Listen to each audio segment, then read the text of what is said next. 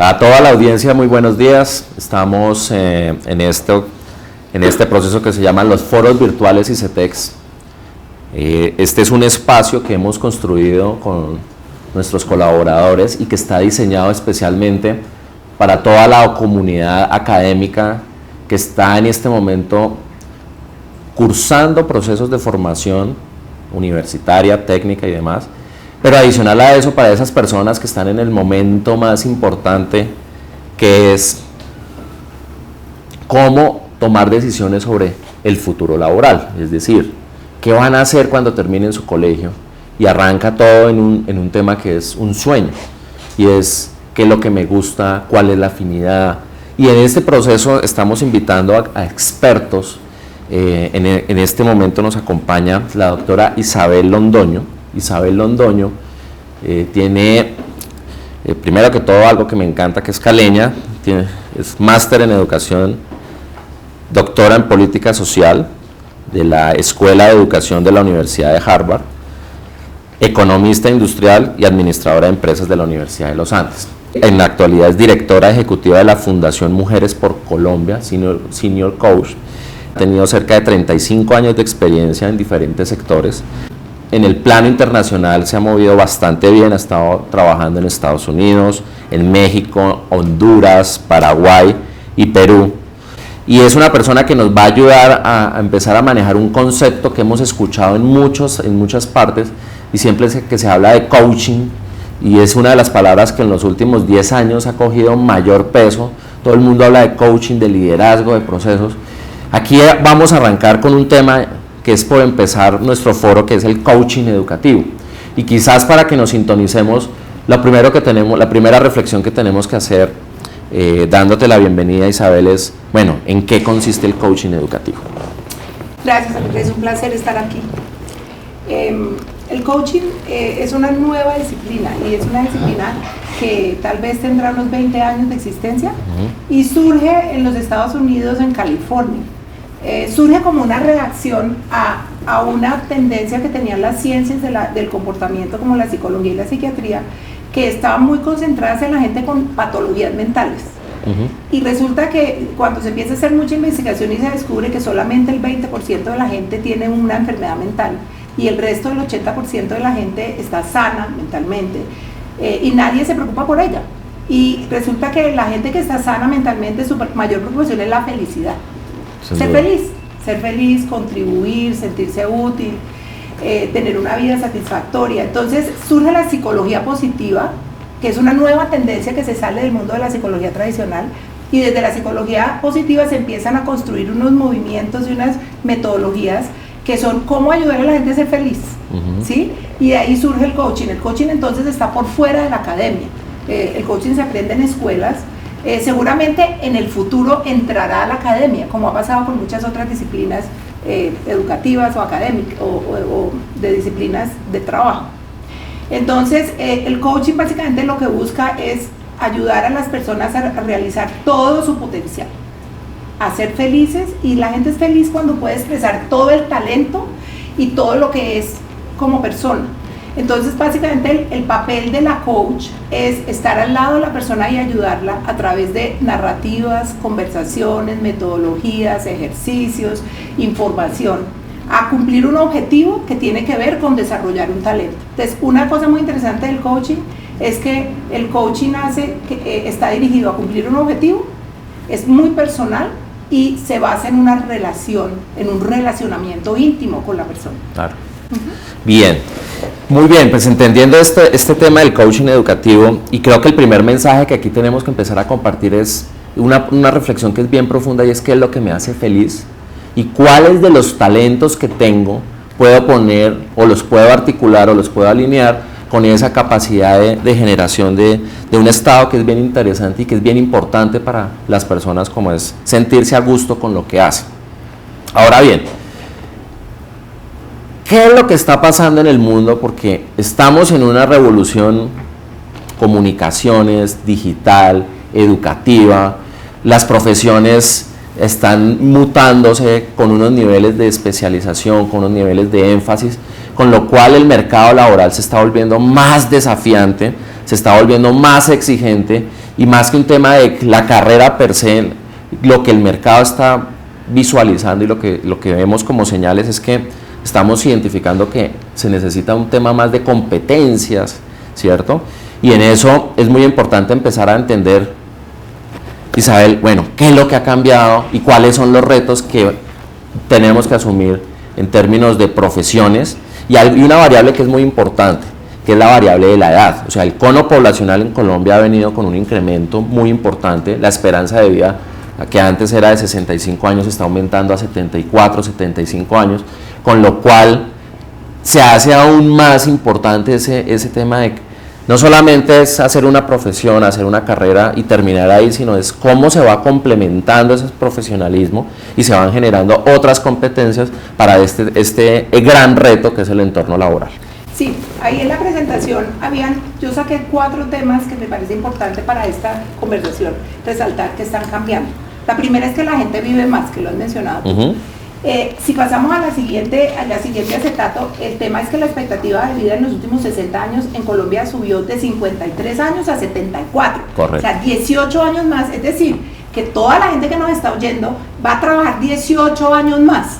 Va a vivir 18 años más, pero no es que va a estar jubilada 18 años más, es que va a trabajar 18 años más. Correcto. Entonces, personas que como yo esperábamos trabajar solo 25 años, porque cuando yo nací, que en 1956 la esperanza de vida eran 53 años, yo iba a trabajar entre los 25 y los 40, en los 50 y me iba a morir a los 54. ¿Sí? Y claro, resulta que aquí estoy viva y coleando, pero además mi expectativa de vida ahorita posiblemente suba hasta los 80 o más. Entonces, y el tema es que estamos sanos, nuestra cabeza está bien, podemos contribuir. Entonces, 50 años de vida laboral, que es lo que pueden esperar las personas que hoy tienen entre 20 y 30 años, necesitan mucha más educación que solamente 25. Porque la educación, el segundo tema es que la oferta laboral está mucho más amplia, ¿sí? Y las personas tienen más educación. Entonces, cuando la gente tiene más, pasas a la siguiente. Cuando la gente tiene más educación, las competencias son diferentes. O sea, antes, hace 60 años en Colombia casi no había nadie profesional. Luego cualquier carrera era importantísima. Era el doctor, por eso se volvieron los doctores. En cambio, ahorita toda la gente tiene carrera profesional, entonces ya lo importante no es tener un título. Ya lo importante es en qué tienes tu título, dónde estudiaste y qué otras cosas tienes además de tu título. La siguiente slide nos muestra que la demanda del mercado laboral ha cambiado. Hace 60 años, el mayor empleador en Colombia era el sector público.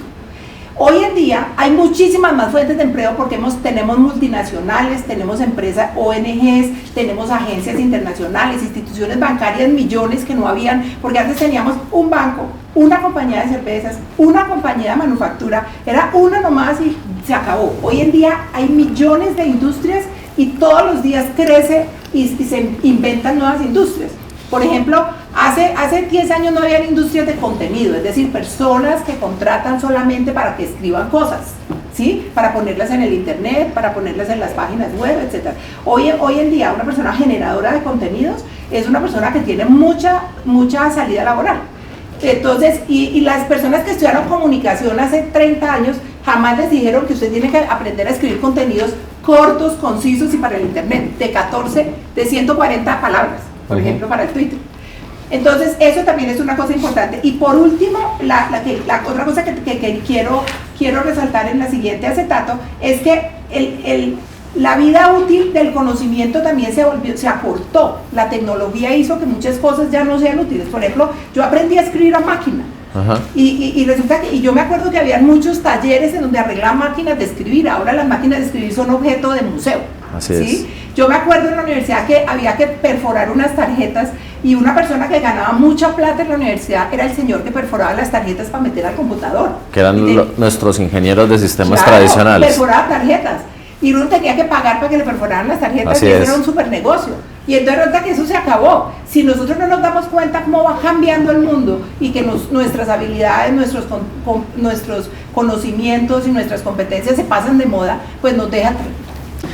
Yo creo que es una excelente reflexión en varios temas y has tocado 3 puntos en los que tenemos que hacer un gran esfuerzo de complejizar el problema. Es decir, tenemos un primer mensaje y es que La vida útil de los seres humanos aquí y en cualquier parte del mundo ha evolucionado de una manera muy importante, lo cual quiere decir que ya no estamos hablando de 25 años de vida laboral, sino que posiblemente estemos hablando entre 40, 45 y 50 años.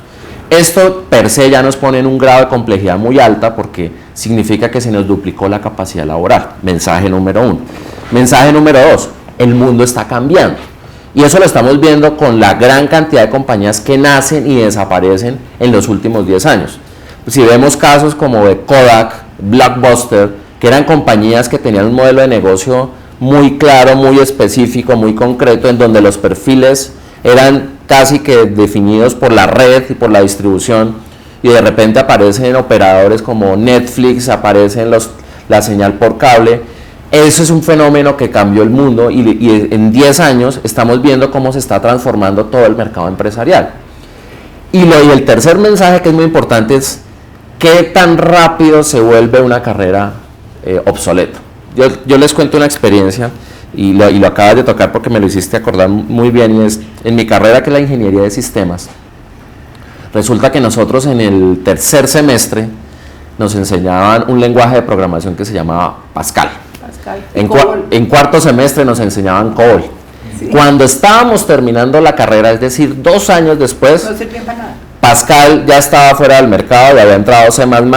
El COBOL, bueno, el COBOL ha sido como el que ha logrado sobrevivir, pero ha cambiado tal la dinámica que si a mí me sientan hoy ante un computador con los nuevos programas para hacer código, realmente me tengo que declarar que sería un absoluto incompetente para hacer ese proceso. Entonces, fíjense cómo el tema es, la decisión es no solamente escoger una carrera laboral, sino que viene un complemento que es muy importante, y es cómo genero una serie de competencias que me permitan seguir escalando dentro de mi proceso, no solamente profesional, sino dentro de mi contexto académico. Sí. Sobre una base y una plataforma que sigue siendo muy importante, que es todo el concepto de felicidad. Hoy vemos que nuestras nuevas generaciones de jóvenes tienen unos estímulos, tienen unos atributos, tienen unas características que los hacen aún más difíciles entre todo lo que es este proceso de generar la oferta laboral, de generar las competencias académicas y vincular en todo este espacio la nueva generación de jóvenes. Sí, precisamente en el siguiente acetato estaba mencionando algo muy relevante de lo que tú estás hablando, y es que las empresas no buscan títulos, las empresas no contratan títulos, las empresas contratan gente, y la gente trae competencias, conocimientos y actitudes que han sido generadas por la experiencia y su educación.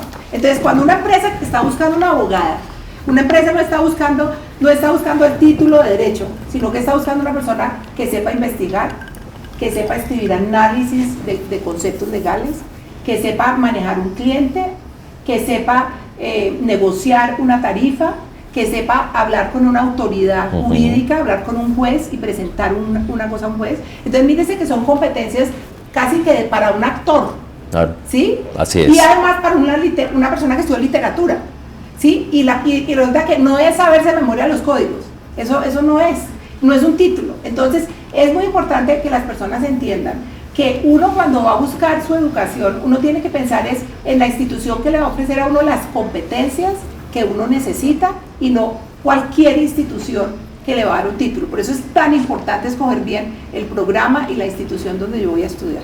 Tremendo. Bueno, aquí hay una cosa que has mencionado que me parece súper interesante dentro del tema de las competencias. ¿Qué estamos buscando las empresas? Yo creo que, aparte de lo que has señalado, se está generando, o hay algo que se vuelve y cada vez está siendo más fundamental dentro de las organizaciones, como es el hecho del desarrollo y el fortalecimiento de los valores, el tema de los principios éticos, el tema de elevar los niveles de conciencia en entender que estamos en un mundo global que demanda unos niveles de compromiso con la naturaleza, con el medio ambiente, con la comunidad, no solo con la comunidad, con la familia, con nuestro entorno y demás. Entonces, dentro de este proceso que es elevar los niveles de las competencias y demás, Isabel, un estudiante que nos está escuchando, que está en este momento en su 10º grado 11, que está terminando, que seguramente ya presentó sus pruebas del saber y que está muy atento a los resultados que deben salir el próximo 17 de octubre, ¿cómo debería organizar conceptualmente y decir, bueno, cuáles son mis fortalezas, cuáles son mis atributos, cuáles son mis talentos, y sobre esa base, cómo empezar a tomar una decisión tan importante como es, ¿qué carrera tomar?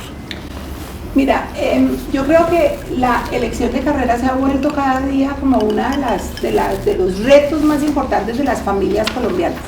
Porque mira que la mejora de los ingresos que ha tenido las personas en Colombia, pues ha generado la oportunidad de poder mandar a los hijos a estudiar a la universidad. Y además pues también ha hecho mucho esfuerzo el sector público y el sector privado para ofrecer más cupos y más fuentes de financiación, o sea que la oportunidad existe, que hace 50 años muchas personas no podían ni siquiera soñarlo. Yo creo que hoy Colombia, digamos, ha dado un brinco muy grande en donde es casi universal poder pensar en la posibilidad.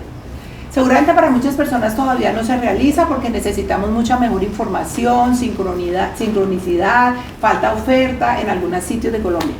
Pero entonces, esa decisión de la carrera universitaria es una decisión que es una competencia de toda la familia. Hay que involucrar a toda la familia, papá, mamá, todos los hijos, primos, tíos, porque necesitamos recuperar mucha información para poder tomar una buena decisión. Pero esta no es una decisión que uno puede empezar a hacer el día que hace la prueba, saber como tú acabas de mencionar. Esta es una decisión que hay que empezar a pensar. Idealmente hay que empezar a pensar desde que la persona entra a la educación media. Es decir, 4 años antes que se vaya a graduar la persona, hay que empezar a explorar el mundo. Los padres de familia tienen la posibilidad de mostrarle a sus hijos el mundo para exponerlos al mundo de la ingeniería, al mundo del derecho, al mundo de las comunicaciones, al mundo de la medicina, para que los chicos vayan y las mujeres vayan sabiendo en dónde resuena más su corazón, claro. ¿Me entiendes? ¿Qué resuena más con ellos? ¿Sí? Y además vayan aprendiendo qué significa tomar esa decisión de carrera, porque no es solamente es que a mí esto me gustó, es que si tú quieres estudiar medicina, tienes que aprender física, luego tú tienes que ser bueno en matemáticas en el colegio, esto no es que simple y sencillamente yo quiero estudiar medicina, pero a mí no me gustan las matemáticas, no. O sea, porque cada decisión de carrera tiene algunos esfuerzos muy importantes que uno tiene que hacer. O sea, si uno va a estudiar comunicación, uno realmente tiene que escribir bien, claro. Tiene que hablar bien, tiene que tener un gran vocabulario, ¿entiendes? Entonces uno tiene que leer mucho. Claro. Entonces, si uno va a estudiar ingeniería, pues tiene que aplicarse en las matemáticas. Pero no puede ser un ingeniero o una ingeniera mudo, tiene que ser capaz de hablar. Entonces, estas decisiones de carrera que una persona, que los padres de familia ayuden y los colegios y además las agencias, todas las organizaciones que trabajan en eso, mostrarle a la gente joven desde que está en 8º grado, desde que está en 7º grado, ¿qué puede haber? Ir a visitar empresas, ir a las universidades y conocerlas, conversar con personas que se han graduado de esas carreras, conversar sobre todo con estudiantes que están estudiando esa carrera, entender cuál es el futuro laboral, irse a sentar un día en un trabajo. O sea, muchas personas tienen unas ideas muy románticas de los trabajos, ¿sí? Entonces es un poco como saber que todos los trabajos tienen cosas requete aburridas y todos los trabajos tienen cosas extremadamente apasionantes, ¿sí? Yo me imagino que para nuestros directores de cámaras aquí, haber estado hace 2 horas planeando esto, pues es una cosa aburrida, pero cuando el programa sale al aire, el corazón late, ¿cierto? Sí. Entonces, todas las carreras tienen cosas por el estilo. Bien. A ver, vamos retomando ideas que creo que son mensajes que institucionalmente tenemos que ir desarrollando con la comunidad. El primer mensaje, yo creo que aquí que es fundamental, es entender que la decisión de la carrera no es una decisión individual, sino que es una decisión que compete a todo el entorno familiar. Esto me parece que es fundamental porque la familia, en ese consenso, muchas veces se generan unos espacios en donde la comunicación con el hijo se da más por estudia ingeniería, mijito, que con eso le va bien, o vaya y haga derecho, que a su abuelito le fue un gran abogado, pero realmente aquí el enfoque es un poco un enfoque de 360 grados, y es empezar a entender cuáles son las cosas que al joven le gustan, cuáles son las cosas con que más vibra, con las que más siente. Pero me parece muy interesante lo que ha señalado, un esfuerzo adicional como es el de llevar a ese joven y casi que ponerlo en un taller experimental de lo que es la vivencia en esa profesión. ¿Cómo sería si nuestro joven que dice, hombre, yo quiero estudiar medicina, nos lo llevamos y lo acompañamos a hacer una pasantía, acompañar a un médico, cómo es ese proceso? Porque no es solamente la formación, es la experiencia vivencial de recibir a un paciente, de comunicarse con él, de entender cuál es la sintomatología. Es decir, se genera una serie de procesos que implican no solamente la capacidad de aprenderse un libro de anatomía o de biología, sino es la capacidad de entender y sentir en la otra persona cuáles son las cosas que la están aquejando. Entonces, el segundo mensaje es muy importante, esa vivencia de que familiares, amigos, porque esto realmente, la decisión de una profesión es una decisión de qué estilo de vida voy a tener en los próximos años. Entonces, si voy a ser un juez de la República, pues tengo que estudiar, tengo que escribir muy bien, tengo que redactar muy bien, tengo que estar permanentemente actualizado en los estudios. Si es una persona que va a meterse en el tema de las comunicaciones, lo que tú señalabas, los contenidos se vuelven muy importantes, es generar la habilidad de que en 3 palabras o en 3 frases ser conceptualmente contundentes en los mensajes que se van a dar. Eso me parece que es muy importante. Ahora, una segunda reflexión que surge dentro de este proceso es, bien, y es quizás uno de los temas que más hay que evaluar con cuidado, porque finalmente se vuelve muchas veces una restricción. Muchas veces las personas no toman la decisión de hacer alguna acción en su vida porque está la cantidad de barreras que le pone que ya arranca perdiendo. Aquí uno de los temas fundamentales, la pregunta que es de fondo, y es, bueno, financiación, ¿cierto? El tema del dinero, el tema de la plata. ¿Cómo, si ya descubrí mi talento, si ya descubrí cuál es mi competencia, ok, en el entorno familiar, cómo se genera la estructura financiera adecuada para que ese sueño que tiene este joven, ¿cierto?, se vuelva una realidad en el mundo académico y en el mundo laboral? Yo creo que en el siguiente acetato que tenemos, ya no se llaman acetatos, ¿no? Sí, en el siguiente slide. Entonces el tema, echemos uno para atrás. Entonces ahí hay 4 peligros sobre cuando uno está decidiendo. Y el primero, tú lo acabas de mencionar, cómo pensar en el dinero. Ahora sí el siguiente. Pues el tema es que nosotros pensamos en el dinero con un criterio cortoplacista. Vamos a pensar en el dinero con un criterio de largo plazo, en donde cuando pensamos en el dinero tenemos que pensar no solamente en cuánto cuesta el programa, sino qué ingresos me va a generar este programa durante el resto de mi vida.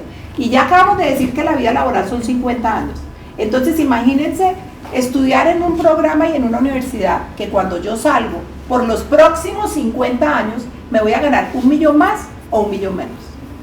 Es que multipliquen, son 50 años por 12 meses, por 1 millón, estamos hablando de más de 600 millones de pesos de diferencia de ingresos, si solamente la diferencia fuera 1 millón. Entonces, en la siguiente acetato, hay un cuadrito para que las personas que nos están viendo lo entiendan. Yo tengo unos ingresos en el programa, yo tengo un costo del programa y luego yo tengo unos ingresos futuros, el cambio de ingresos que me produce mi programa y el crecimiento de ingresos que me produce mi programa. Cuando yo soy una persona, por ejemplo, que estudié ingeniería de sistemas en un buen programa, que además aprendí inglés, la pendiente de mis ingresos es mucho más alta que si yo estudié ingeniería de sistemas en una universidad de muy buena calidad y no tengo inglés. Entonces, cuando eso se agrega a 50 años, eso tiene un costo brutal. O sea, las personas que, por ejemplo, toman decisiones de estudiar, de hacer programas de mala calidad, pagan poquito, pero después dejan de recibir una cantidad de dinero inmensa durante el resto de la vida. Y además dejan de tener la oportunidad, muchas oportunidades, porque de todas formas hay ciertos conocimientos que no han recibido y hay ciertas competencias que no desarrollaron. Entonces hay que pensar en el dinero de una forma distinta, no cuánto tengo en el bolsillo, sino porque además cuando los países se desarrollan como se ha desarrollado Colombia y hay personas pensando en esto, entonces hay muchas nuevas oportunidades de financiación de la educación que antes no habían. Así es. ¿Sí? La gente le tiene mucho miedo al crédito, pero resulta que el problema del crédito, el crédito no es ni bueno ni malo, lo malo es no poderlo pagar, y uno no lo puede pagar cuando uno no escoge bien la carrera. Así es. Y no se califica bien para poder encontrar el trabajo que le permite pagar la cuota del crédito que tenga, con el ICETEX o con quien sea. Entonces, el problema no es el dinero, el problema es nuestra forma de relacionarnos con el dinero. El dinero es, y hoy en día en Colombia yo veo más y más y me llena el alma de felicidad, jóvenes, mujeres y hombres que han logrado realizar sus sueños con trabajo. Yo no voy a decir que no, realmente hay personas que la tienen más fácil en este país y hay personas que la tienen más difícil, solamente que la vida premia, la vida tiene unas formas de compensar Y yo veo gente joven que le ha tocado difícil, que ha logrado cosas espectaculares con su vida, no solamente a nivel nacional, sino internacional. Bien, yo creo que aquí tenemos que evaluar el tema como en 3 grandes facetas. Entonces, la primera faceta que compartimos plenamente es entender que la educación no es un gasto, sino que la educación realmente es una gran inversión y es una apuesta que es una apuesta a largo plazo. Es decir, muchas veces uno ve, y lo ve cuando las personas van a montar un negocio, dicen, no, el negocio es muy bueno, pero es que no tengo plata. Y resulta que plata hay muchas fuentes de dinero y hay muchas personas que están interesadas en invertir porque siempre está esa necesidad de un capital que está buscando retornos y personas que generan esos retornos. Entonces, creo que el primer mensaje en este proceso es entender que esto es un proceso de una inversión, que es un tema de largo plazo, que no es suficiente con solamente terminar una carrera académica, sino que hay que, como se hace con un negocio, hay que reinvertir en la generación de capital humano, que es todos los conocimientos y competencias adicionales que vamos a necesitar. En una universidad no te enseñan a hablar en público, en una universidad no te enseñan cómo conectar con un cliente, en una universidad no te enseñan cómo presentar un discurso frente a un juez para que se gane un caso. Claro, la universidad genera todo el esquema y todas las habilidades para que el estudiante se pueda enfrentar a problemas. Pero realmente aquí hay un tema que se vuelve fundamental y es entender que la educación, número 1, es una inversión. Número 2, al proceso académico hay que involucrarle una serie de conocimiento extra. El tema del segundo idioma se vuelve una variable fundamental. El tema de la generación de competencias adicionales como la redacción, la comunicación, el trabajo en equipo, liderazgo se vuelve un elemento que hace que este proceso se consolide de una manera muy importante. Ahora, la decisión sobre la financiación, como lo decía Isabel de una manera muy hábil, es que esto hay que verlo como un tema de largo plazo. Es decir, en el mercado hay diferentes fuentes de acceso a créditos educativos.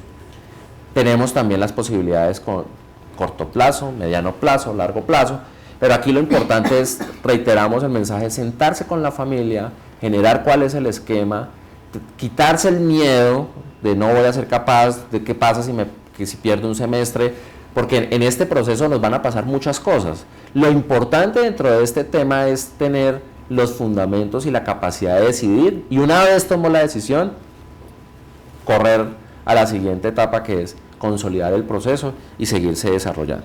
Entonces, creo que aquí estamos llegando a unos mensajes que son muy importantes, como es la importancia del proceso académico, la calidad de educación, el tema de la financiación. ¿Qué otro elemento sería importante a la hora de lo que es ya el proceso estructural de tomar decisiones frente a la formación académica? En el siguiente slide, yo quería plantearle a las personas que nos ven unos peligros. Y este peligro para mí es muy importante, y es que nosotros en nuestra cultura hemos desarrollado una definición para qué es bueno, que es una definición muy peligrosa. Que bueno es fácil, ¿sí?, rápido y barato. Esa definición de lo que es bueno es una definición que hace que muchas personas y muchos jóvenes y muchas mujeres tomen pésimas decisiones de carrera. Porque yo estudio la carrera que es más barata, de la que me gradúo más rápido y en la que me piden menos requisitos de admisión. Entonces, si podemos pasar a la siguiente, 2, ¿sí? Ahí. Entonces, yo no voy a la universidad yo no voy a la universidad que me acepta con el puntaje que yo saqué en las pruebas de saber, sino que yo saco el puntaje que necesito para entrar a la universidad que yo quiero. ¿Sí ven? Que tenemos que cambiar el orden de los factores. Así es. Yo no escojo la universidad que cuesta lo que yo tengo en el bolsillo, sino que yo construyo un plan financiero que incluye crédito, becas, trabajo y ahorros para ir a la universidad que me conviene. ¿Sí? Yo no estudio en el país en el que ya hablo el idioma, sino que yo aprendo el idioma del país en el que yo debo estudiar, ¿sí? Y por el otro, yo no estudio la carrera que me sale fácil. Entonces, es que a mí no me gustan las matemáticas, a mí me parece fácil escribir, entonces yo estudio comunicación. No, yo refuerzo los conocimientos y los complemento para estudiar la carrera que realmente realiza mi pasión. Hago el esfuerzo. que es que no me apliqué en matemáticas, me gradué y resulta que me hubiera gustado estudiar ingeniería, pero es que yo no sé matemáticas, pues listo, hay que irse a un curso en los cursos que hay o volver al colegio y pedirle al profesor que por favor le repase o sentarse con el libro de álgebra y por caridad, ahora sí haga todos los ejercicios. ¿Sí? O contratar un profesor para que le enseñe. Exacto, entonces superar eso, entonces es no decidir desde la limitación, Andrés, es decidir desde la pasión. Así como la gente joven ahorita está más preocupada por ser feliz, ¿sí? Y sabe que ser feliz tiene que ver con hacer lo que ama, hacer lo que le llena, hacer lo que es su misión. Eso no viene sin esfuerzo, eso requiere que uno tenga esfuerzo, o sea, lograr hacer lo que es la pasión de uno se puede hacer cuando uno ha hecho el esfuerzo de estudiar las materias que no le gustaban o las que le parecían difíciles, pero porque ninguna carrera, como yo les decía antes, ninguna carrera deja de tener algún tipo de esfuerzo para todas las personas. Eso no existe alguien que todo se le da fácil. Totalmente identificados con este mensaje. Aquí creo que las recomendaciones son muy puntuales en que, número uno, el primer paso es identificar qué es lo que lo hace feliz. Número dos, es señalar e identificar cuál es el programa universitario que más está en línea con lo que me hace feliz. Ahora, en ese proceso seguramente se van a encontrar muchas barreras, pero el tema no es la barrera, sino es cómo me preparo para que eso que en principio se veía como un obstáculo, se vuelva uno de los elementos generadores de valor a nivel personal y a nivel profesional. Y esa es la gran diferencia entre lo que hace un profesional que es competente al profesional que simplemente se acomoda a unas circunstancias. Eso es lo que está buscando el mercado laboral, esos son los grandes retos que tenemos en materia de educación, pero un mensaje que también me parece que es súper interesante. Siempre se habla de la zona de confort y en eso nosotros estamos muy en el tema de, bueno, si quiero ser feliz y encuentro que hay un programa en donde tengo que ir a Australia porque ahí encontré que es la gran oportunidad de desarrollarme profesionalmente, evidentemente uno de los primeros retos que tiene es el idioma y en consecuencia ese es uno de los pasos a desarrollar y prepararse. En consecuencia, ¿qué es lo que estamos viendo? Que desde la primaria, desde el bachillerato, hay que sintonizarse con cuáles son las bases académicas que necesita el estudiante para que pueda llegar a ese gran proceso que es tomar la decisión de carrera y conectarse con el mundo laboral y generar pues todo un proceso de integración al mundo laboral dentro de las cosas que nos hacen realmente felices. Las personas que nos están viendo, vamos a abrir un espacio para todas las preguntas que puedan tener. Las preguntas las pueden hacer al siguiente correo que es forosvirtuales@icetex.gov.co. Repito, forosvirtuales@icetex.gov.co. Y vamos a empezar con una pregunta que nos escribe Natalia Girón, que es bien interesante y es: ¿cómo saber si elegiste bien tu carrera? Muchas personas eligen la carrera desde muy poquita información. Muy poquita información sobre las carreras que hay y muy poquita información sobre quiénes son ellos o ellas, ¿sí? Entonces, como ya lo habíamos comentado, por eso es que el rol de la familia es tan importante, porque hay que ayudarle a la gente joven a que se conozca a sí misma y a veces sobreprotegiéndola, no exponiéndola a muchas cosas diferentes, manteniéndola en un espacio, ¿no?, muy homogéneo, con la misma gente haciendo las mismas cosas, y etcétera, pues uno no le ayuda a los jóvenes a que se conozcan a ellos mismos, a las personas jóvenes. Y el tema es que muchas veces también la gente no tiene toda la información de todas las cosas que se pueden estudiar, porque resulta que el mundo del trabajo va cambiando, el mundo educativo va cambiando y ofrecen nuevas carreras, nuevas oportunidades, nuevas carreras profesionales y nuevos programas educativos. Entonces es difícil mantenerse al día. Entonces yo creo que muy importante exponerse a muchas cosas para conocerse a uno bien, conocer qué hay afuera y poder hacer el match. Pero la otra cosa es que no hay que sufrir tanto por haber escogido mal la carrera. Claro. O sea, usted no está trabajando en ingeniería de sistemas, yo no estoy trabajando tampoco en economía. Y ambos somos personas exitosas y satisfechas con nuestra vida. El tema de la carrera inicial que uno estudia, pues es la formación básica que uno tiene y posiblemente le va a dar a uno el lente con el cual uno mira la vida. Yo no puedo mirar nada sin mirar cuánto cuesta. y cómo se financia y cuál es el largo plazo, porque eso me lo dio mi carrera de economista, de entender el papel que tiene lo económico dentro de la vida. Pero eso no fue un limitante, porque a eso yo le fui poniendo otra cosa y otra cosa y otra cosa, ¿me entienden? Y entonces hoy en día pues soy otra persona que no simplemente una estudiante de economía. Genial. Entonces es muy importante saber que uno durante la vida de 50 años de vida laboral va a tener que estudiar muchas otras cosas, y que la especialización, la maestría, el doctorado, los cursos de educación continuada, las pasantías y las experiencias laborales, la formación que le dan a uno en las empresas, pues va a ir complementándolo a uno, ¿sí? Y lo va a ir redondeando a la experiencia. Ahora, si estudiaste la carrera que no era y lo tienes claro, yo tengo una clienta que estudió ingeniería mecánica, se graduó, dijo, esto no es lo que yo quiero. Pues yo lo que quiero es estudiar arquitectura. Buscamos a ver si era posible hacer un posgrado en arquitectura habiendo estudiado ingeniería mecánica. Pues es que el sistema educativo es bastante rígido, y yo creo que eso es una cosa que tenemos que cambiar en Colombia, porque no entendemos esto del ser humano integral. Pues ella tomó la decisión de empezar la carrera de arquitectura. O sea, uno no puede condenarse a estar 50 años infeliz. Entonces ella se metió a trabajar de ingeniería mecánica y por la noche se metió a estudiar arquitectura. Y dijo, yo voy a hacerlo distinto, voy a hacer lo mejor que puede. Entonces todos tenemos la obligación de hacer lo que necesitamos hacer para ser felices. Y a veces es eso. Esa es una excelente reflexión y nos lleva a una parte que es muy importante, y es, bueno, ya vimos cómo una persona desde el entorno familiar la podemos acompañar desde la familia y con todas las personas que están alrededor para seleccionar la carrera académica. Ahora, ya esas personas que terminaron su proceso de formación, que seguramente están teniendo su experiencia de su primer empleo, ¿cuáles serían las recomendaciones a la hora de, cuál sería el proceso más justo, más adaptable para que una persona pueda decir, bueno, ya terminé mi carrera, ¿cuál es el siguiente paso? ¿Me hago un posgrado en el exterior? ¿Me dedico a un segundo idioma?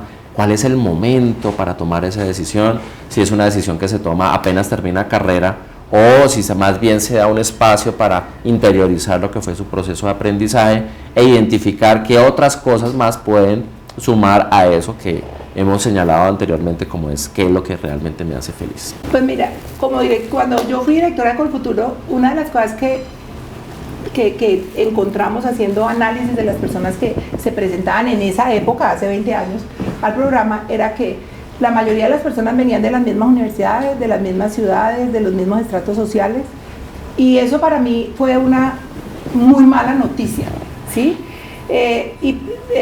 ¿Por qué? Porque Colfuturo no fue creado para darle becas a las personas, era para darle becas a las personas que ya lo tenían todo, sino fue creado para ayudar a las personas, a que personas que no tenían esa posibilidad entraran. Entonces creamos un departamento de consejería porque nos dimos cuenta que el problema era que muchas personas no se les ocurría ni siquiera pensar que podían hacer un posgrado en el exterior, porque esa no era la vivencia de sus familias. O sea, muchas veces uno piensa, voy a hacer un posgrado porque uno tiene un tío que hizo un posgrado, y entonces uno sabe que eso se puede. Pero si en mi familia nadie tiene bachillerato y yo soy la primera persona que tiene universidad, pues seguramente a mí no se me ocurre. Entonces creamos el departamento de consejería y montando ese departamento, creo que fue el primer departamento de consejería que se montó en Colombia, consejería educativa, y resulta que, y me di cuenta de que realmente a veces las personas necesitaban un poquito más, porque hay muchos miedos, hay muchas ideas limitantes, como de que yo me voy a hacer un posgrado, después me va a ser muy difícil conseguir trabajo, de que si yo me salgo 2 años del mercado laboral, eso va a ser, yo no lo voy a poder recuperar. Entonces de ahí salió la idea de pensar en el coaching, y durante los primeros años que yo hice coaching, hice toda una metodología que se resumió en un libro, que vamos a rifar unos ejemplares del libro entre las personas que manden preguntas, ¿sí? Si tú puedes, por favor, poner el acetato para que la gente lo vea. Es cómo planear un posgrado en el exterior. Entonces, yo ahí divido este proceso en 4 etapas, que la primera es explorar, la segunda es solicitar admisión, la tercera es conseguir financiación, y la cuarta es prepararse para irse. Pero el libro arranca con un ejercicio de miedos y ganas, porque la gente está llena de miedos que hasta que no los disipe, no va a poderse ir. Y es como, tengo miedo de que no voy a poder pagar el posgrado. Y yo le pregunto, ¿y cuánto cuesta el posgrado? ¿Y sabes qué me contesta? No sé, pero tengo miedo. Entonces, una de mis conclusiones de todos estos ejercicios de 10 años que llevo haciendo esto, que me apasiona y me encanta porque me obliga a estar conectada con gente joven, y además la gente joven que tiene más vida adentro, y es la gente que quiere como sacarse más de adentro, hacer más, ¿sí? Aprender más, contribuir más. Es que la gente tiene miedo cuando no sabe, que el miedo es una excusa elegante de la ignorancia. Y entonces cuando yo averiguo cuánto vale el posgrado, cómo se financia, de pronto se me quita el miedo y me doy cuenta que sí se puede. Entonces yo creo que la primera cosa es hacer una exploración muy grande del proceso. Entonces el tema es que eso no se hace en 2 días, eso se hace en 2 años. Entonces, planear un posgrado es una cosa de 2 años. 2 años antes yo empiezo a planear el posgrado. ¿Y cuándo hago el posgrado? No lo hago recién graduado de la universidad cuando no sé nada de mí mismo o de mí misma. Yo lo hago cuando tenga 1, 2, 3 años de experiencia laboral en donde yo ya haya como sistematizado lo que aprendí en la universidad, me haya visto a mí misma en el mercado laboral y entienda cuáles son mis verdaderas competencias y mis verdaderas pasiones.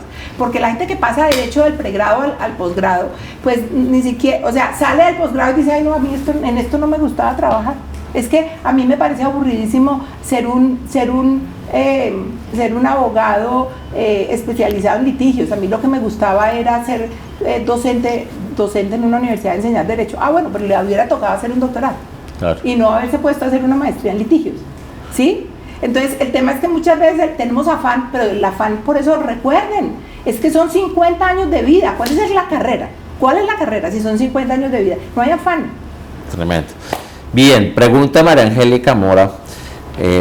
Esta pregunta es bien interesante y yo creo que nos puede ayudar a organizar mejor la discusión, y es: si ya terminé el pregrado, ¿qué es más recomendable? ¿Hacer una maestría o hacer una especialización? Lo más recomendable, si ya acabó el pregrado, es sacar un crédito del ICETEX de $8,000 e irse a estudiar inglés. Y después pensar en cualquier otra cosa. Porque la gente que habla inglés en Colombia, y esto es información del Ministerio de Educación, así es, se gana el 30% más de salario una persona que es bilingüe a una persona que no tiene inglés. Entonces a uno le sube mucho más el salario tener el inglés que hacer una especialización o una maestría. Y además, sin inglés, ¿yo para qué quiero hacer un posgrado? Primero hay que tener un segundo idioma. Yo lo lamento. O sea, y esto es a través de todas las profesiones y en todos los sitios de Colombia, el inglés se está volviendo una imposición porque estamos usando mucha tecnología y resulta que la gente ni siquiera entiende las instrucciones de la tecnología porque no vienen en español. Porque además nosotros tenemos mucha gente extranjera viniendo a Colombia a hacer negocios, creando empresas, y nosotros queremos esa oportunidad. Entonces el tema es, primero, el segundo idioma. Segundo, depende de la carrera. Para un abogado es muy oportuno hacer una especialización porque las especializaciones jurídicas en Colombia son bastante buenas y además porque son niveles de especialización que tienen que ser locales. O sea, el derecho es una carrera local, ¿sí? Pero si tú eres una persona que estudió ingeniería mecánica y te encanta la robótica, ¿qué haces haciendo una especialización en robótica aquí? O sea, vete a hacer una maestría afuera. Búscate cuáles son las mejores universidades del mundo. Con los chances son, con la calidad de la educación colombiana, que es muy buena, con lo ingeniosos y diligentes que son las personas colombianas, los chances son que un ingeniero o una ingeniera mecánica que quiere hacer robótica, que tenga alguna experiencia, que tenga creatividad, va a conseguir financiación súper fácil, ¿sí? Porque los demás países del mundo, los países muy ricos, no tienen gente y nosotros tenemos gente. ¿Sí? Entonces tenemos que entender que nosotros tenemos una riqueza, nosotros tenemos algo para ofrecer. Ellos quieren que nosotros vamos allá. ¿Sí? Así es. Y eso es muy importante, básicamente porque en todo el mundo, ya cuando empiezan a mirar globalmente, hay muchas profesiones que son demandadas y que aquí hay una oferta natural. Los temas de ingeniería, los temas de robótica, todo lo que son las ingenierías. Eso genera un espacio muy importante, y es que ya no es la aspiración del estudiante que quiere ir a buscar un puesto en el exterior, sino es el mercado laboral el que está jalando esos empleos, con lo cual se vuelve, número uno, más atractivo la persona, número dos, la posibilidad de acceso a más y mejores ingresos se vuelve algo que es bastante real, y tercero, lo que acabas de señalar de la importancia de lo que es tener el segundo idioma. Muy bien, pregunta Olga Lucía Cardona, que nos está preguntando: ¿cómo pueden los padres direccionar u orientar a sus hijos desde chicos para que elijan una carrera adecuada? Los padres pueden ser muy peligrosos o pueden ser muy útiles. O sea, porque los padres tienen unos conceptos a veces muy rígidos sobre qué es bueno, ¿sí? Y están muy preocupados por la situación económica y menos por la felicidad de los niños. Entonces, si son padres, los padres que están equilibradamente preocupados por la sostenibilidad financiera, pero también por la felicidad y la satisfacción y la vida amable para sus hijos, son unos padres chéveres, ¿sí? Entonces, pero yo creo que los padres tienen que primero educarse ellos, porque a veces los padres desde la ignorancia le recomiendan a los hijos: estudie lo que le va a hacer ganar plata, olvídese lo que a usted le gusta. No, eso no se puede hacer. Uno tiene que hacer una correcta equilibrio y uno tiene que tener algún nivel de pragmatismo. O sea, uno tiene que saber que en un mundo capitalista uno no puede ser mantenido toda la vida, que uno tiene que ser autónomo y que uno tiene que lograr un nivel de ingresos que le permita tener autonomía económica. Pero si lo que uno quiere estudiar tiene más dificultades para uno tener autonomía económica, de pronto lo tiene que complementar con algo que le permita ganarse la vida. Entonces, que tiene que a veces hacer uno concesiones y etcétera. Yo creo que los padres de familia, en vez de direccionar, tienen que acompañar. O sea, es mucho la actitud de un coach y no de una autoridad. No es usted lo que tiene que estudiar es tal, porque usted es bueno para esto, no, sino acompañar con muchas preguntas, con experiencias, como estábamos hablando ahorita, ofreciéndole a las hijas y a los hijos, y sobre todo a las hijas, porque las familias tienen unas concepciones muy limitadas de cuáles son los campos de educación para las mujeres, y entonces la mujer dice: yo quiero estudiar ingeniería civil. Uy, no, eso es una cosa llena de hombres, eso es para los hombres, lleno de los maestros de obra y los obreros. ¿Quién dijo? ¿De dónde se sacaron esa ridiculez? Una de las mejores ingenieras expertas en estructuras de Colombia es Laura Constaín, y es una mujer y es súper respetada y es responsable por unas obras muy importantes. Entonces, quitarnos una cantidad de telarañas que tenemos en la cabeza sobre qué es lo que deben estudiar las mujeres y qué es lo que deben estudiar los hombres, y más vale abrir todas las posibilidades, el abanico frente a los hijos y a las hijas. Pero para eso los padres tienen que educarse, porque a veces los padres no saben. Entonces, pues por eso te hablaba de que eso es un sistema, claro, que acompaña y que produce felicidad para todos. Sí, yo creo que ahí el punto es, esa decisión es una decisión en la que los padres tenemos una enorme responsabilidad, que no es una decisión que se puede tomar a la ligera y simplemente con 3 juicios de valor arranque con una carrera, sino que realmente necesita, número 1, que los padres nos informemos, nos documentemos de cómo acompañamos a los hijos. Finalmente, el principal coach de un hijo es su papá y es su mamá. Sí. ¿Por qué? Porque los vemos durante sus 15, 16, 17 años en todo lo que han sido sus procesos de transformación, en todo lo que es la identificación de las cosas que le gustan, en entender cuáles son las cosas que lo frustran, en estar muy vigilantes, muy atentos, muy observadores de cuáles son las cosas en las que ellos sienten realmente que vibran con los procesos. Y algo que es muy importante, que yo creo que lo acabas de señalar de una manera muy pertinente y adecuada, y es: nosotros tenemos que abrir la mente a entender que no es lo que nosotros nos hubiera gustado hacer como papás, sino es la oportunidad que ellos tienen de abrirse al mundo. Y en eso tenemos que empezar a generar un concepto que es muy importante, que es el tema del desapego. ¿Y cómo voy a pensar que mi hijo se vaya un año a estudiar a Australia inglés y pobrecito qué va a hacer? Eso es uno de los elementos en los que tenemos que identificar y ser los principales coautores y ayudarlos y empujarlos, que ese camino es muy importante. ¿Por qué? Porque cuando se van a otro país, entonces tienden las camas solitos, o dejan la loza lavada, dejan organizados sus cuartos, y lo hacen ¿por qué? Porque ven que ese es un tema que no es una imposición familiar, sino que es un tema de cultura, de tener sus cosas ordenadas. Y entonces el peladito ese que era un malcriado se vuelve un buen marido. Exactamente. Adquiere unas competencias que lo vuelven mucho más deseable para el mundo del relacionamiento amoroso. Entonces por eso es que a veces los padres de familia, con esas actitudes proteccionistas y con ese apego, que me parece tan importante esa palabra de desapego, es muy importante, es que el amor con desapego es un amor poderoso. Claro. ¿Me entiendes? Y entonces que le permiten a los hijos y a las hijas tener una capacidad además de ser más felices en otros espacios. Sin duda alguna. Y otra cosa que también es curiosa, fíjate que cuando las personas viajamos al exterior y cogemos un carro alquilado, no se nos ocurre ni siquiera pasarnos la cebra o el semáforo en amarillo. ¿Por qué? Porque estamos claros que hay un contexto en donde hay unas normas, hay una disciplina, hay una estructura, y cuando volvemos a Colombia como que se nos olvida. Entonces me parece que esto es fundamental. Pregunta Carlos Andrés Latorre: mi carrera es ingeniería agronómica, ¿qué tanta salida la ve en el mercado laboral desde su amplia formación? Mira, Colombia es la despensa, uno de los países considerados las despensas del mundo. Es decir, nosotros con esta cantidad de agua que tenemos en Colombia, con nuestras montañas, con nuestros microclimas, con nuestras diferentes paredes, ¿cómo se llama eso? ¿Paredes climáticas? Sí, las capas climáticas que tienen. Tenemos la capacidad de producir casi todos los alimentos que se necesitan en el mundo. Y tenemos todavía mucha tierra y tenemos una vocación campesina, una vocación agrícola, que se nos ha olvidado porque nos vinimos a la ciudad y creímos que esto era pues el paraíso, ¿sí? El paraíso de Colombia no está en la mitad de Bogotá. Y de hecho esa película que ahora sacaron tan divina no está mostrando ninguna ciudad ni ningún edificio, está mostrando nuestras montañas, nuestros lagos, nuestros animales. Entonces un ingeniero o una ingeniera que ha estudiado agronomía ahorita es un tesoro para este país. Pero ¿qué tienes que hacer? Tienes que saber investigar, tienes que hablar inglés para poder escribir artículos y publicar sobre nuestra riqueza.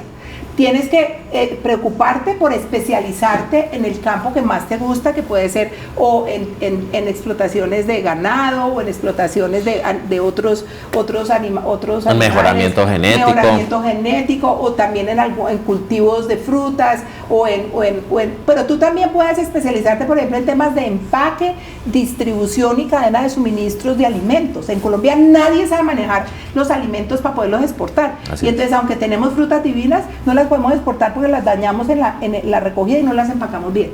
Entonces tienes un campo maravilloso. Yo a eso le complementaría dos cosas, y esto lo hablo porque el tema agropecuario me encanta, y es que no es solamente ser ingeniero agronómico.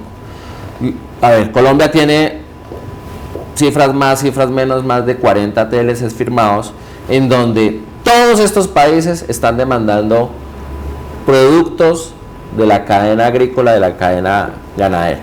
Todos estos procesos que estamos hablando requieren varias cosas, como tú lo señalabas, el tema del idioma, pero también cómo se empaca, todo el tema de mejoramiento genético. Un tema que se vuelve muy importante para los agrónomos es la productividad. Por eso es que, fíjense que no es solamente saber cómo se siembra una mata de tomate, sino es cómo le saco el mejor rendimiento, cómo siembro más, cómo genero más eficiencia.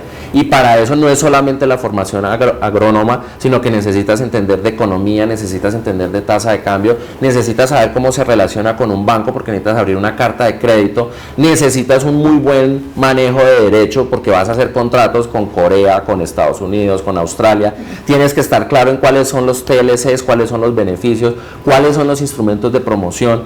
Entonces fíjense que con 5 años de carrera, nada de todas estas cosas posiblemente las has tocado en algunos puntos, en otros no. ¿Esto qué quiere decir? Que tenemos que complementar y entender y sentarnos muy de cerca a ver qué es lo que está pasando en el mundo.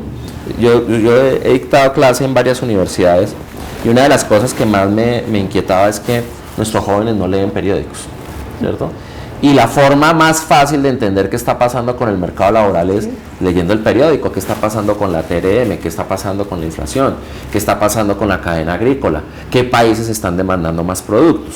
Entonces, sin duda alguna, Carlos Andrés, tienes un gran reto, tienes un gran espacio, lo que señalaba Isabel de lo que es la despensa agrícola del mundo, nuestros paisajes, nuestras vertientes, nuestra agua. Eso hace que esos elementos nos pongan dentro de la estructura de lo que son los commodities, es decir, los productos generales, como en el mismo campo. Ahora, ¿dónde se genera valor? En todo lo que estamos señalando como información complementaria. Muy bien.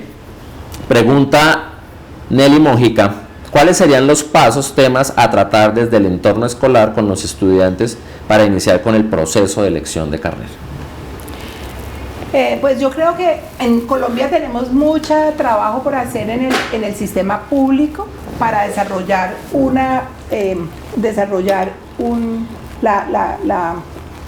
el perfil de la persona que haga consejería educativa en los colegios públicos. Yo entiendo que hay muchos colegios públicos en Colombia en donde no hay nadie. Y eso es para mí un abandono que me parte el alma. Porque ahí es donde se dan las circunstancias que realmente crean esa tal brecha que queremos resolver. Porque un estudiante que sea en un colegio privado que tiene consejería educativa, por supuesto que va a tomar mejores decisiones que una persona que está en un colegio público, que seguramente sus papás tienen menos nivel de educación y encima de todo no tiene nadie que lo ayude. Entonces la consejería del colegio es demasiado importante. Y esa consejería debe hacerse a los estudiantes y a los padres de familia.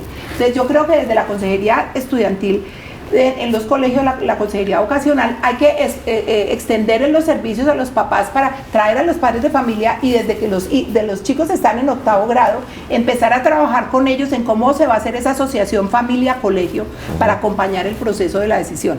O sea, los colegios tienen la posibilidad de llevar a las chicas y a los chicos a los eventos, a las universidades, a las empresas, actividades en donde les muestren cosas diferentes, que no sea lo que se ve solamente en el aula de clase, para llenarlos de estímulos y que ellos puedan ir descubriendo con qué se relacionan, qué les llama la atención, con qué se conectan y facilitarles entonces la decisión. Creo que la función de consejería vocacional en el colegio es importante y yo creo que estamos en mora de crear esta profesión de consejero vocacional en los colegios, que no haya un solo colegio público en Colombia que no lo tenga, y que no haya ningún colegio privado que no lo tenga. ¿Sí? Hacerlo súper exigible y establecer unas pautas y unos estándares de cómo debe ser el trabajo de consejería educativa en el grado 8, en el grado 9, en el grado 10, en el grado 11. Cuando uno tiene la posibilidad de exponerse a un colegio en los Estados Unidos, uno se da cuenta de que es casi que desde este grado 6 los chicos les obligan a ir a hacer 3 días de práctica en una empresa y tienen 12 años. Y uno dice, pero ¿por qué va a mandar una persona de 12 años a que se tiene que quedar 3 días con el papá o la mamá en el trabajo? Pues para que vaya aprendiendo. Esas son cosas fuertes, o sea, eso es fuerte y que da una buena, y además también es un poco construir la ética del trabajo, que es que trabajar no es un karma, trabajar no es un problema, trabajar es una delicia. O sea, para mí una de las cosas que me hacen más feliz en la vida es saber que casi voy a cumplir 60 años y puedo seguir trabajando, que me hace seguir sintiéndome útil, contribuyendo a la sociedad, conociendo gente chévere, manteniéndome viva y sintiéndome bien. Pero nosotros vivimos en un país en donde todo el mundo sueña con no trabajar, pero qué ridículo es esa. Así es. Bueno, yo creo que este conversatorio ha sido de una dinámica muy interesante. Tenemos muchísimas preguntas que quisiéramos contestar en este tiempo. Básicamente las vamos a recibir todas a través de nuestro correo electrónico. Ahí vamos a atender las preguntas que se han generado de este conversatorio.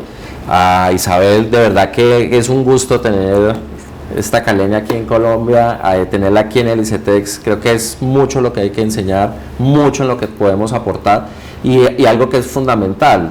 Fíjense que este es de los temas que quizás más importancia tiene. Este es como dicen los de mercadeo, este es el momento de verdad, la selección de carrera, la financiación, cómo hacer un plan de estudios, que no lo pensemos solamente estudio de los 18 a los 23 años, sino que es un proceso en que perfectamente a los 40 años, 45 años, 50 años puede haber un gran espacio para seguir estudiando, para seguir desarrollando esas competencias, con lo cual de verdad que Isabel es un enorme placer haberte tenido aquí, le damos las gracias.